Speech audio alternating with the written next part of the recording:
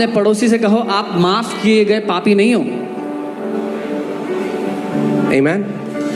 Hear this. सुनिए, For sin to be removed, पाप के उखाड़े जाने के लिए your lineage had to change. आपकी वंशावली का बदला जाना जरूरी था। As long as you are born from first Adam, nobody can set you free from this sin. जब तक आपका जन्म पहले आदम से रहता, कोई भी आपको पाप से छुटकारा नहीं दे सकता था। Amen. But let's just first come to the blood. It's पहले very लहू पे important. आते हैं। So, God's remedy for sins is the blood of Jesus.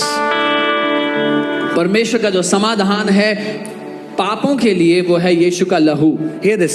That's why everything, when you see, it's about the body of Jesus and the blood of Jesus. इसीलिए जब आप कुछ भी देखते हैं तो उसमें यीशु की देह और यीशु का लहू शामिल है। On the cross, you see his body and blood being shed. क्रूस आप देखते हैं उसका शरीर और उसका लहू बहाया गया।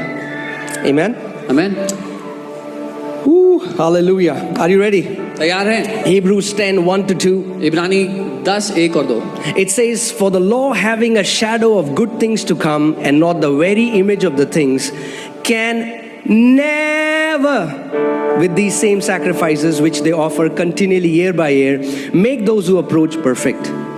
क्योंकि व्यवस्था जिसमें आने वाली अच्छी वस्तुओं का प्रतिबिंब या परछाई थी, उन पर उनका असली स्वरूप नहीं, इसलिए उन एक ही प्रकार के बलिदानों के द्वारा जो हर साल अचूक चढ़ाए जाते हैं, पास आने वालों को कभी भी सिद्ध नहीं कर सकती। The law can never make you perfect. The Bible doesn't say the law, it's hard in the law to make. The Bible uses the word never. व्यवस्था कभी भी आपको सिद्ध नहीं कर सकती। बाइबल ये नहीं कहती कि बहुत मुश्किल है व्यवस्था के द्वारा सिद्ध होना, वो कहती है कभी सिद्ध नहीं कर सकती व्यवस्था। You know, verse 2. For the worshippers, once purified, would have no more consciousness of sins. क्योंकि जब आराधना करने वाले एक बार शुद्ध हो जाते तो फिर उनके विवेक में वो पापी नहीं ठहरते। But if you see, लेकिन अगर आप देखो, majority of Christians today are afflicted by self-condemnation. ज्यादातर मसीह लोग अपने जीवन में जो सताए जाते हैं वो खुद पर दोष की वजह से सताए। Their consciousness, उनका विवेक। you know what happens when you got born again, your conscience is alive. जब आपने नया जन्म पाया, आपका विवेक जिंदा हो जाता है, ज़मीर बोलते हैं इसको। It's sensitive, and the moment you make a mistake, your conscience stands against you. और जैसे ही आपसे गलती होती है, आपका ज़मीर खड़ा हो जाता है आप पर इल्जाम लगाने के लिए।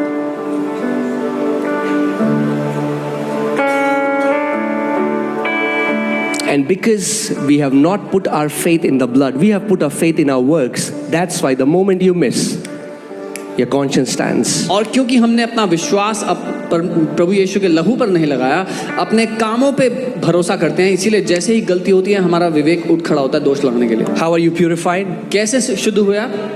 By the blood. By the blood. लहू के द्वारा। How are you purified? कैसे पवित्र हुए आप? By the blood. लहू के द्वारा।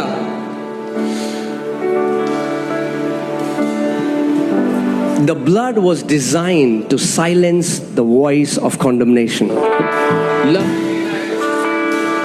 Amen. But what happens from pulpit?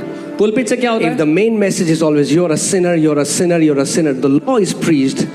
The law gives strength to the sin, and sin forces people to go and do more wrong things. अगर pulpit से ये प्रचार हो कि तुम पापी हो, तुम पापी हो, क्या हो रहा है? पाप को बल दिया जा रहा है, व्यवस्था को प्रचार करके पाप को प्रबल किया जा रहा है, फिर लोग जाते हैं और पाप करते हैं और बुराई करते हैं। Are you guys with me? मेरे साथ हो? The blood was designed to silence the condemnation, the voice of accusation. लहू इस रीति से रचा गया कि वो दोष लगाने वाली आवाज को, उस दोषी ठहराने वाली आवाज को बंद कर दे। There are still so many believers. अभी भी बहुत से विश्वासी हैं। The enemy is accusing them day and night. जिन पर दुश्मन रात दिन दोष लगाया जा रहा है। They live a miserable life. वो दयनीय हालत में जी रहे हैं। Why? क्यों? Because they never put their faith in the blood. क्योंकि उन्होंने अपने विश्वास को कभी लहू पर लगाया नहीं। Because most of the teachings in the churches are today behavior modification. क्योंकि कलीसियाओं की जो अधिकतर शिक्षाएं आज हैं वे व्यवहार को बदलने के लिए हैं। Am I saying that our behavior shouldn't change? No. क्या मैं ये कह रहा हूं कि हमारा व्यवहार नहीं बदलना चाहिए? नहीं। But to tell an apple tree to produce mangoes is stupidity. लेकिन एक सेब के पेड़ से कहना कि आम फला बेवकूफी है। No. Apple tree will give birth to apples. सेब का पेड़ सेब ही पैदा करेगा। As long as they see themselves as sinners, they will keep doing sin all their life. जब तक वो अपने आप को एक पापी के रूप में देखेंगे जिंदगी भर पाप ही करते रहेंगे। Behavior modification is a fruit. Preaching of truth, preaching what Jesus Christ has done, His sacrifice, His burial, His resurrection is the root. हमारे व्यवहार का बदल जाना ये अपने आप आने वाला एक फल है। जब जड़ यीशु मसीह का क्रूस, उसका पुनरुत्थान, उसका लहू ठहरे, तो जब वो जड़ होगा तो अपने आप व्यवहार बदलेगा। Amen.